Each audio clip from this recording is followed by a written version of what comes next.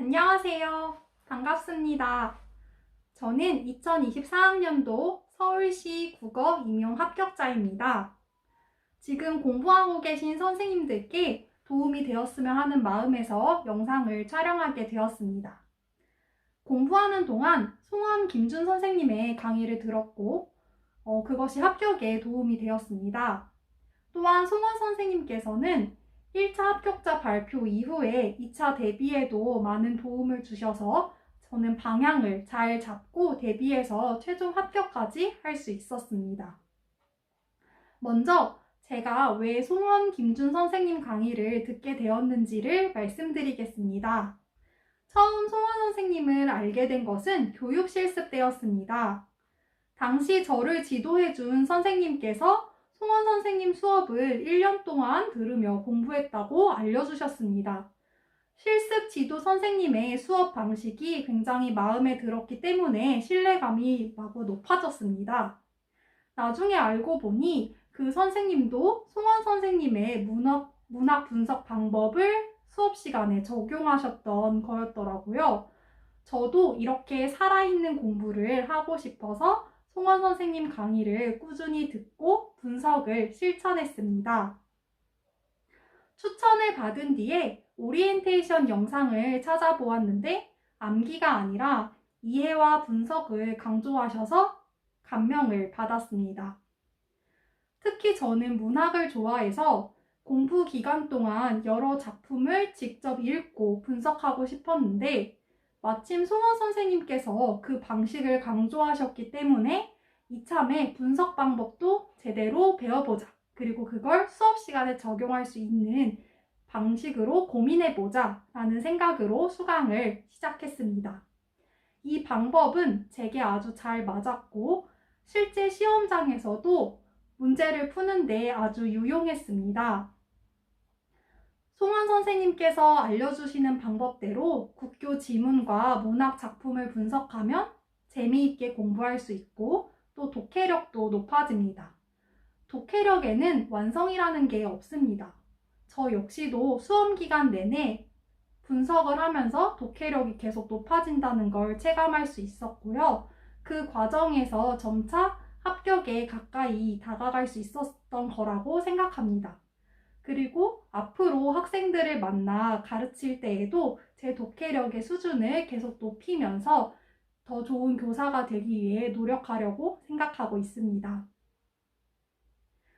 이렇게 독해력을 높인 덕분에 문학 영역에서 주제나 제목, 시어의 의미 등을 묻는 문제에 잘 대처할 수 있었습니다.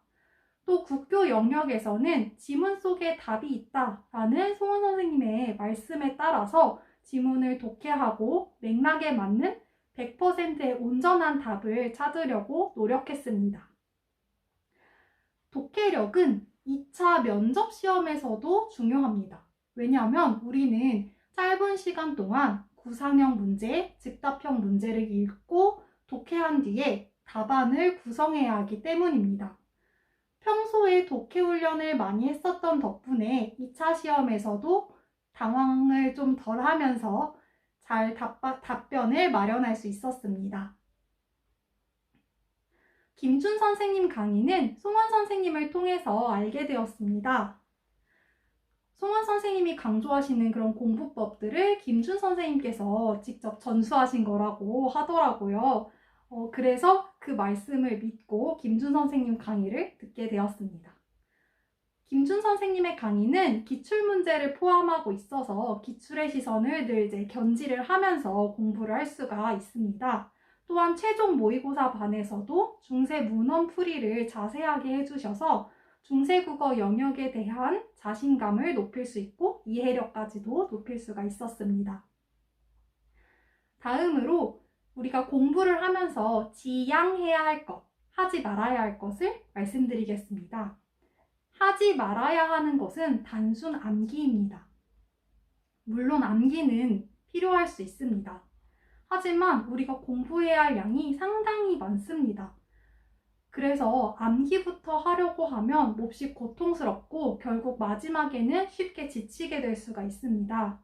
그러므로 이해를 통한 반복, 그걸 통해서 자연스럽게 내 머릿속에 기억이 나도록 하면 좋겠습니다. 이해 없는 암기는 휘발성이 강하기 때문입니다. 지향해야 할 것은 바로 기출문제와 분석입니다. 첫 번째로 기출문제는 일종의 지도입니다. 우리가 어떻게 공부하고 또 무엇을 공부해야 하는지에 대한 기준이 되기 때문입니다. 기출은 1차 공부에서뿐 아니라 2차 공부에서도 중요합니다. 사실 저는 2차 스터디를 할 때 기출문제를 조금 경시하고 있었습니다. 하지만 나중에 송원 선생님께서 피드백을 해주시고 나서 수업 실현 스터디에서 뒷부분에 가서는 기출문제를 풀어보게 되었습니다.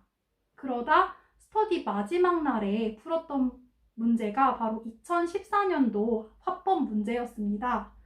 그런데 그것이 바로 올해 출제된 화법 영역의 협상 문제와 전반적인 틀과 그런 논리적인 구조 같은 것들이 유사하다고 느꼈습니다. 내용은 조금 달라질 수 있고 또 교육과정도 개정돼서 무언가 변화가 있을 수 있지만 기출에서 물어보는 그 골자는 변하지 않기 때문에 항상 기출문제를 염두에 두고 대비를 해 나가시면 좋겠습니다. 두 번째로 분석하기에 대해서 말씀드리겠습니다. 분석하기는 문제 해결력과 직결되어 있기 때문에 중요합니다. 기출이 공부의 대상이라면 분석은 공부의 방법이라 할 수 있습니다. 제가 앞에서 강조드린 독해력은 바로 이 분석을 통해서 기를 수가 있습니다. 분석의 대상은 기출문제, 교육과정, 교과서 지문과 학습활동 같은 것들이 있습니다. 또 필요하다면 개론서의 중요 파트를 발췌해서 분석을 할 수도 있습니다. 그 구체적인 방법은 송원 선생님께서 수업 시간에 말씀해 주시니까 그 내용들을 참고하면 좋겠습니다. 여기까지 저의 합격 노하우에 대해 말씀드렸습니다. 저도 작년 이맘때는 사실 막막하고 불안하기도 했는데요. 그래서 이렇게 영상을 찍고 있는 지금이 되게 신기하기도 하고 놀랍습니다. 제가 했기 때문에 여러분도 충분히 해내실 수 있을 거라고 믿습니다. 힘들지만 꿈을 위해서 노력하고 있는 선생님들을 진심으로 응원합니다. 그리고 이렇게 도전하고 있다는 것만으로도 충분히 멋지고 훌륭하다는 걸 잊지 않으셨으면 좋겠습니다. 교단에서 만나 뵙게 되기를 기다리고 있겠습니다. 여기까지 영상 시청해 주셔서 감사합니다.